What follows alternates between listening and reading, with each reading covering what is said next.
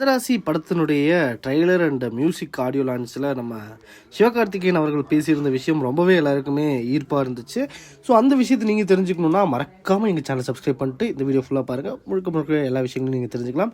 So வாங்க வீடியோக்குள்ளே போகலாம். ஃபர்ஸ்ட்லி அவர் சொன்ன விஷயங்கள் என்னென்ன அப்படின்னு பார்த்தோம்னா, விஜய், அஜித், கமல் சார், ரஜினி சார் எல்லாருமே ஒரு ப்ரூவ் பண்ணியிருக்காங்க. அவங்களுக்கு ஒரு லாயலான ஃபேன்ஸ் இருக்காங்க, அவங்கள அசைக்க முடியாது அப்படின்னு. அதே மாதிரி தான் Suriya sir, Vikram sir, Simbu sir, Dhanush sir எல்லாருமே. ஸோ இதே மாதிரி நானுமே கொஞ்சம் கொஞ்சமாக என்னோட ரசிகர்களை உருவாக்கிட்டு வரேன்னு நினைக்கிறேன். அவங்களோட அந்த என்ன சொல்கிறது லாயலிட்டியும் கண்டிப்பாக வேற ஒருத்தவங்களுக்கு போகாது அப்படின்ற ஒரு நம்பிக்கை எனக்கு இருக்குது அப்படின்ற மாதிரி சொல்லியிருக்காரு. அண்ட் அதுக்கப்புறம் நான் நிறைய கிரிட்டிசிசம் ஃபேஸ் பண்ணியிருக்கேன் என் லைஃப்பில். ஈவன் லெஜெண்டாக இருக்கிற சச்சின் தோனி அவங்களுக்கே 5 ஐபிஎல் ட்ரோஃபி அடிச்சதுக்கப்புறமும், ஆஃப்டர் செஞ்சுரிஸ் அடிச்சதுக்கப்புறமும் இவ்வளோ கொஷின்ஸ் வரும்போது நம்ம இப்போ தான் வளர்ந்துக்கிட்டு இருக்கோம் நம்மளோட வாழ்க்கையில் அண்ட் நம்மளோட ஜேர்னியில். நமக்கு இவ்வளோ கிரிட்டிசிசம் வர்றதெல்லாம் தப்பே கிடையாது. அதில் இருக்க பாசிட்டிவ் மட்டும் எடுத்துகிட்டு நம்ம முன்னாடி போயிட்டே இருக்கணும் அப்படின்றது தான் நான் சொல்கிறேன் அப்படின்ற மாதிரி சொல்லியிருக்காரு. அண்ட் அதுக்கப்புறம் ஒரு விஷயம் சொல்லியிருந்தாரு, ஒரு படம் நல்லா இருந்தால் எனக்கு பிடிச்சிருந்துன்னா அந்த டீமை கூப்பிட்டு அப்ரிஷியேட் பண்ணுவேன்.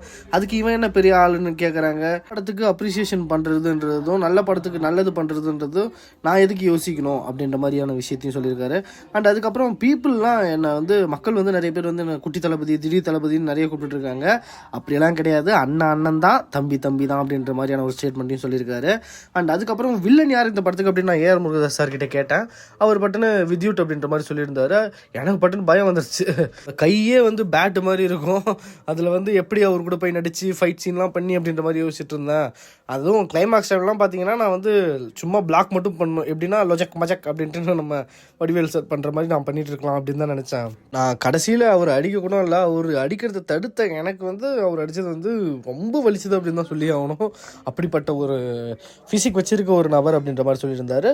அண்ட் மதராசி படத்தை பற்றி என்ன சொல்லணும் அப்படின்னா, ஒரு ஆக்ஷன் படம், அதுக்குள்ளே ஒரு லவ்ன்ற ஒரு விஷயம் அழகாக மறைஞ்சிருக்கு இந்த ஸ்டோரியில். அந்த லவ்வுக்காக ஒரு மனுஷன் எவ்வளோ தூரம் போகிறான் அப்படின்றது தான் இந்த படத்தோட கதையாக இருக்க போகுது அப்படின்ற மாதிரி சொல்லியிருக்காரு.